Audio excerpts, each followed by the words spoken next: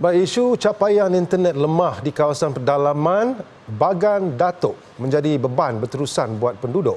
Dan rata-rata mereka yang ditemui kru berita Al-Hijrah berkata internet merupakan satu keperluan penting ketika ini. Namun jika tiada penyelesaian daripada tampuk pimpinan terdahulu maupun baru, jadi ia akan menyukarkan kehidupan yang kini banyak bergantung kepada keperluan internet.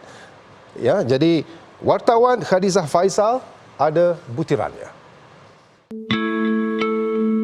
Menurut Sanita Shah Khosron, dia sudah 10 tahun menetap di kampung itu. Namun isu jaringan internet tidak pernah menemui titik penyelesaian. Malah hajatnya untuk menambah pendapatan harian melalui berniaga secara dalam talian sebelum ini pernah terhenti dek kerana tertekan dengan masalah internet dan komunikasi yang terhad bersama pelanggannya.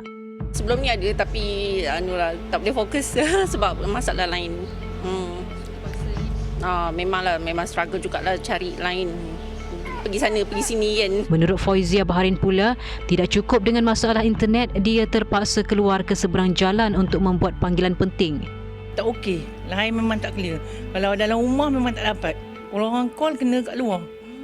Kena dekat depan jalan. Nadia Nabila Muhammad Aziz, 18 tahun pula berkata, situasi menjadi lebih sukar ketika negara berdepan pandemik COVID-19. Kerana dalam tempoh itu, dia yang merupakan salah seorang pelajar sekolah menengah yang terpaksa berdepan peperiksaan besar dalam tempoh sesi pengajaran dan pembelajaran di rumah PDPR telah memberi tekanan terhadapnya kerana internet yang tidak dapat digunakan secara optimum sekaligus mengganggu pembelajarannya. Lagi-lagi bila buat Google Meet, Google Meet memang tak dapat langsung sebab line memang teruk gila. Saya harap pemimpin akan datang bolehlah lebih fokus dekat penduduk yang belah-belah dalam macam kampung sebab diorang memerlukan internet juga nak belajar macam orang yang duduk kat bandar. Isu itu juga memberi kesan kepada golongan ibu bapa yang mempunyai anak-anak yang masih kecil dan bersekolah. Malah corak pembelajaran yang telah banyak beralih kepada penggunaan teknologi dan internet menjadikan mereka sering buntu dalam memastikan anak-anak dan mereka bergerak seiring dan tidak ketinggalan. Memang susah sangat nak dapat internet. Sekarang kan 5G kan, tapi tempat kami ni baru 4G. Jadi diorang nak belajar tu agak susah sikit. Macam menyusahkan jugalah. Kena pergi cari tempat kawasan yang lapang untuk dia dapatkan internet yang laju. Macam tu ada selalu. Dia kena keluar. Macam kawasan rumah, ada kawasan rumah yang ada senang dapat, ada yang tak ada. Keluar.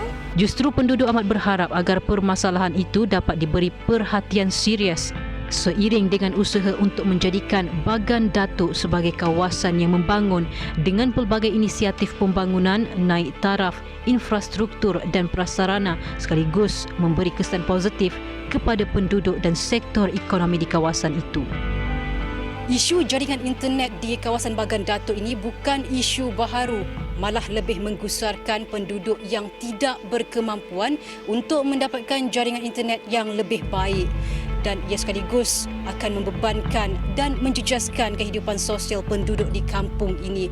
Justru diharapkan tampuk pimpinan yang akan datang dapat menyelesaikan isu ini.